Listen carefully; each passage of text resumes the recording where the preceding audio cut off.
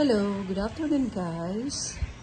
This is Aileen De La Cruz for my YouTube channel, Aileen De La Cruz Vlog. For today's video, samahan niyo po akong magka-cut o mag-stem cutting nitong aking mga bluebird. Ito. At saka si Blue Cloud. Yung pinakamalaki siya si Blue Cloud. Mother plant na po siya kasi mag 2 years na sa akin yan. At saka itong si Bluebird mag-1 taon or mag-1 taon na.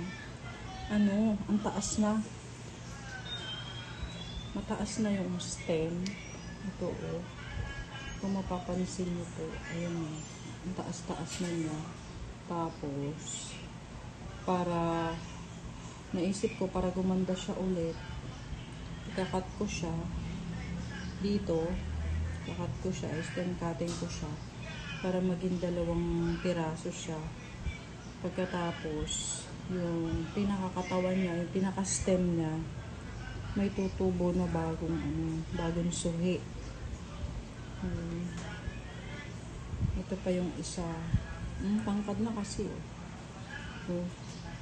papakita ko yung sa ilalim. Ang taas na. Pag ganyan nakataas yung echeveria, hindi na ako nagagandahan. Hindi na siya magandang tingnan. Ayun guys, so ilang layer na yan. So same thing, puputulan ko siya, stem cutting ko siya. Para magkakaroon ako ng additional bluebird. Ito naman pong isa, yung pinakamalaki is si Blue Cloud. Ganun din. Ang taas na rin niya. Napakabait nitong si Blue Cloud. Alam mo yung mga nakatabi nito dati. Nateki kasi nagkaroon ng na millibugs. Awa ng Diyos, di siya nahawa. Ito kung mapapansin nyo rin, ang taas na rin ng stem niya. Guys, taas-taas na niya. So, pupugutin yun. Ayun ang Tagalog word doon, pugot. Pupugutin ko rin para magkaroon ako ng additional 1. So, all in all, 3 sila. Pag na-stem cut ko yan, plus 3, so magiging 6. Okay. This is an additional or another way of succulents propagation. Yung stem cutting. I'm not sure kung itong malaking gunting ba o itong mas maliit na gunting ang gagamitin kong pangpugot. So, unahin ko na si Blue Cloud. Medyo isu-zoom ko ng konti. Ayan.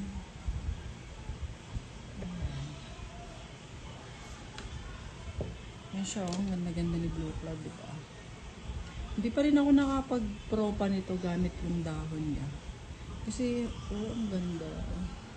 Meron na nga akong tumubong rito Nilagyan ko siya ng, pag may kasi nalalagas na dahon sa mga succulents ko, nilalagay ko sila sa kung saang para, lip propagation naman siya. Ayun, may suhi-suhi na. Ang dami na ng dahon dito. Ang ganda. May ikat na kita. Ang taas na kasi niya, grabe ang taas.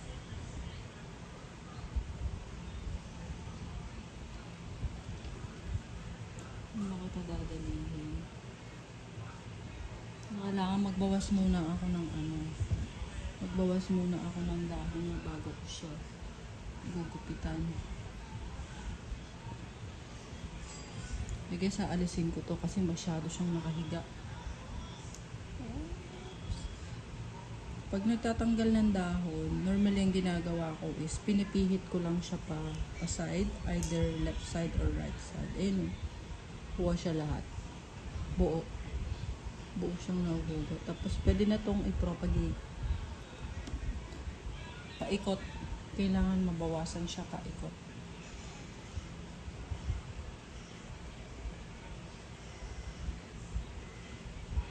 Alisin ko po.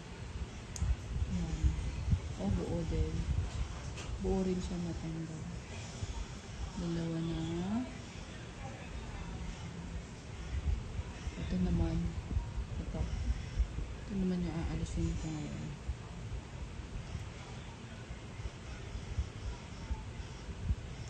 Oops. Yun. O, buo din.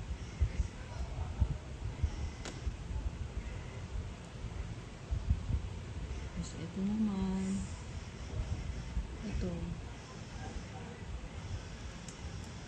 Yun. O, buo din siya, oh. Napaka-matured na nung mga receipts niya. Meron na akong 4 na i-propagate. Hindi possible na akong 4 na bagong blue cloud. Sipat-sipatin. Ayan, ito. Ayan. Buo din siya natanggal. Ito 5. Ito, sana siya natanggal agad, eh. Sana siya naalis. Hirap sa patin ito. Ito na lang. Ito guys, 1, 2, 3, 4, 5, 6, 7.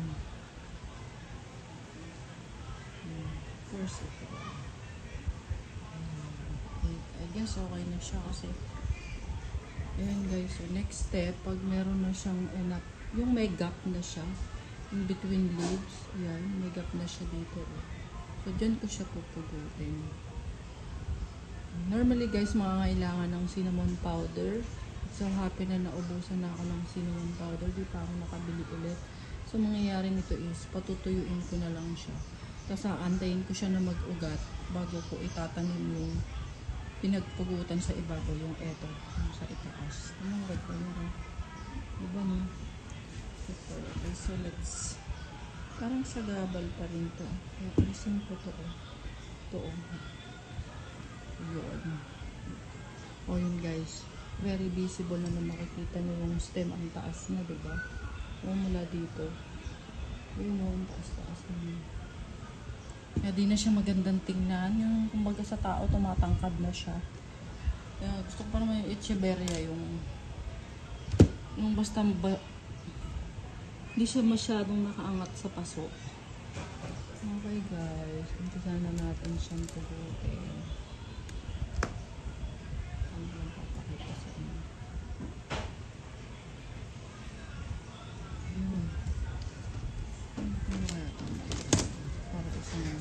Ito na lang, para isang ito lang. Ayan o.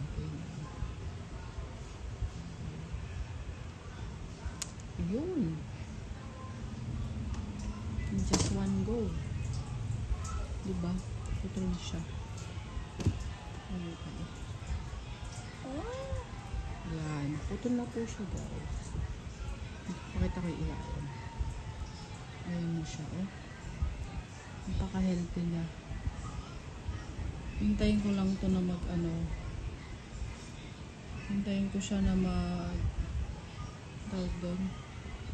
mag-heal totally, tsaka may uusbong na ugat bago ko siya ipatanim. Meron na akong isa. Dry mo kang leaves na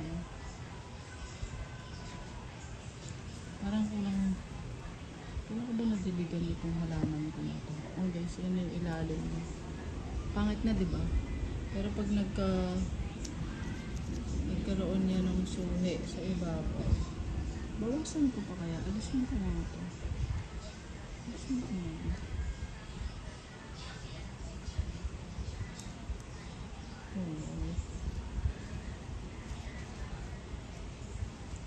Kulang siya sa dilig. Kulang sa water. Okay, next. Yun na si bluebird. Ano kaya dito aalis na? Ito na lang din. Twist pa kaliwa. Pa kanan, sideways. Ayun. Ang bigla ko na guys.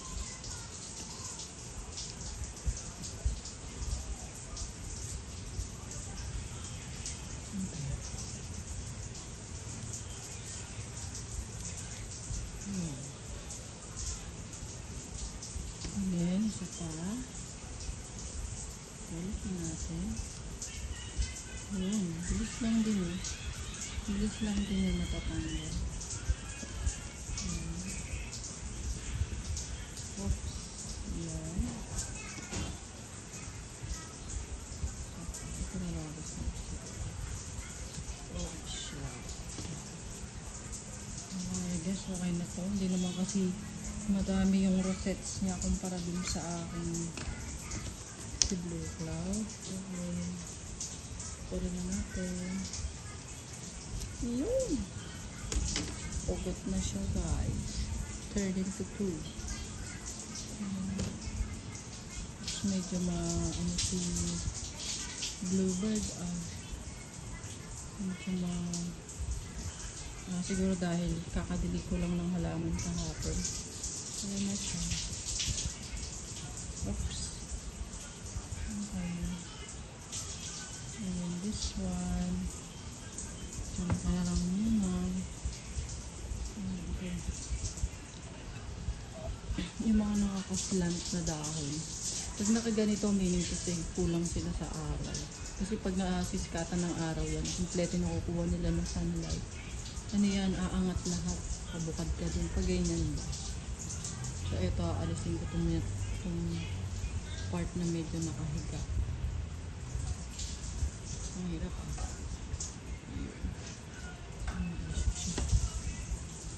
Next. Ito, alisin ko na rin ito. Ayun lang pala. Oops. Twist lang siya. Pagilid, either left or right. Bibitaw yan. I guess this one sa gabal. Okay, ano siya. Ang taas na eh. Guguntingin ko na siya guys.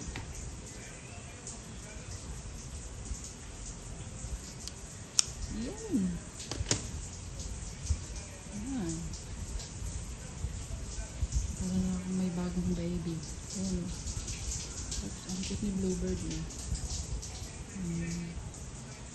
Okay, so ito na yung naiwan na tatlong pugot. Ayan na sila. Lungkot na nila, no? Siyempre, ikaw ba naman maputulan? Hindi ka ba lulungkot? Oh, ito. Isa, dalawa, tatlo. Ito, Bluebird. Dito sa katas na lang. 3, 4, 5, 6, 7, 8, 9, 10, 11. So, meron akong total na 11. Propagation. Ipapropa ko yan. Tapos, ito, 1, 2, 3, 4, 5, 6, 7, 8, 9, 10, 10. Ayan. Ayan. Ayan. Okay.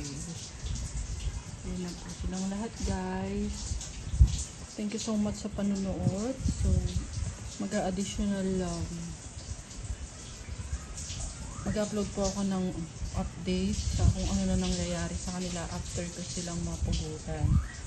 Sa bago lang po sa channel ko, pakihit naman po yung like button at pakisubscribe na rin po pati yung notification bell para updated kayo sa mga susunod kong uploads or vlog.